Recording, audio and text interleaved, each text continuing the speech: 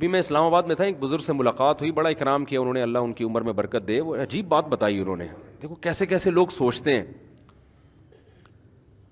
ابھی تو وہ بوڑھے ہو گئے, بوڑھے تو نہیں کہنا چاہیے ان کو, بزرگ ہو گئے, یعنی وہ بہت غصہ نہ ہو جائیں گے مجھے بوڑھا کیوں کہہ دیا, بوڑھے نہیں ہیں, یعنی صحیح ہیں,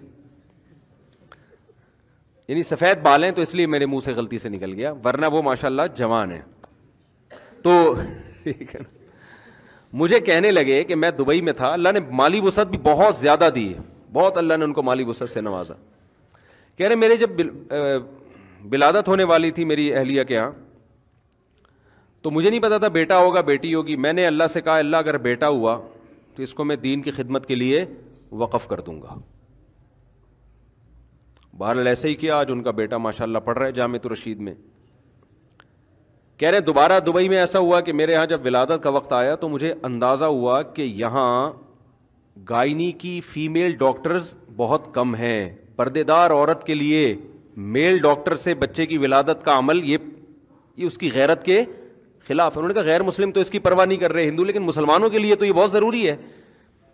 کہتے ہیں میں نے ارادہ کیا اللہ میری بیٹی ہوئی تو میں اس کو گائنی کا ڈاکٹر بناؤں گا. میں سمجھا پا رہا ہوں اپنی بات. اللہ نے 3 بیٹیاں دی, تینوں کو گائنی کا ڈاکٹر بنایا, اور اب وہ گائنی کے ڈاکٹرز ہیں.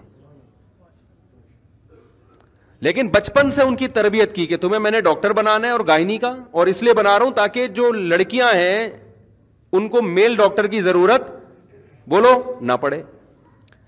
اور میرا یہ ہدف تھا, تمہاری ولادت سے پہلے میں نے اللہ سے یہ وعدہ کیا تھا, لہذا تم نے کوئی ایسا کام نہیں کرنا جو شریعت کے خلاف. کیا مطلب؟ نارمل ڈیلیوری ہے, آپریشن کی طرف نہیں لے کے جانا. دیکھو مجھے ڈاکٹر لوگ کہتے ہیں ابے تمہیں کیا پتا ان چیزوں کا, میرے ماشاءاللہ 15 بچے ہیں, مجھے پتا ہے کہ اس بارے میں پاکستانی ڈاکٹر, معذرت کے ساتھ ان ڈاکٹروں کی بات کر رہا ہوں جو یہاں نہیں بیٹھے ہوئے, جو گائنی کی ڈاکٹرز ہیں ان میں اور قصائی میں کوئی فرق نہیں ہے, سوائے ان ڈاکٹرز کے جو میرا بیان سن رہی ہیں. وہ اچھی ڈاکٹرز بھی ہے الحمدللہ.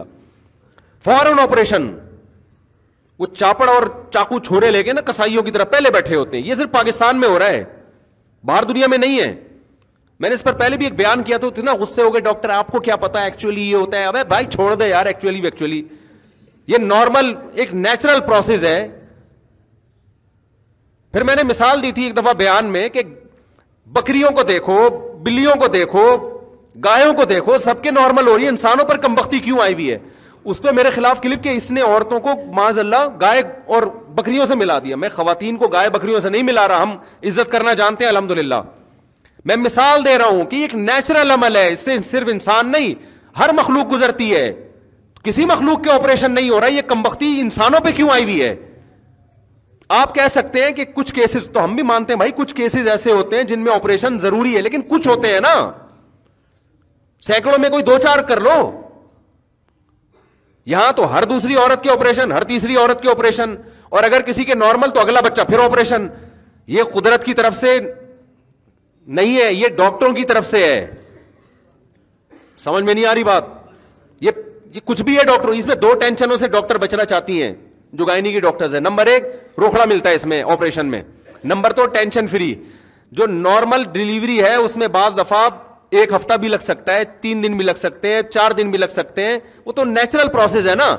ڈاکٹر کہتی ہے بھائی میرا پیشنٹ ہے, جان چھڑا, لا چاپڑ لے کر آ بھائی, لا شاباش, چاپڑ تو زیادہ ہو گیا, لاؤ بھائی ابھی ہمارے پاس ٹائم نہیں ہے, 20 پیشنٹ ہم نے اور نمٹنے ہیں. تو اس کے خلاف احتجاج کرو.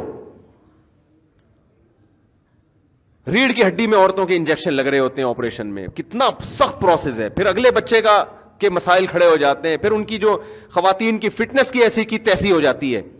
پہلے کم مسائل ہیں یار, آپ ایک اور, یہ تو نیچرل ہے.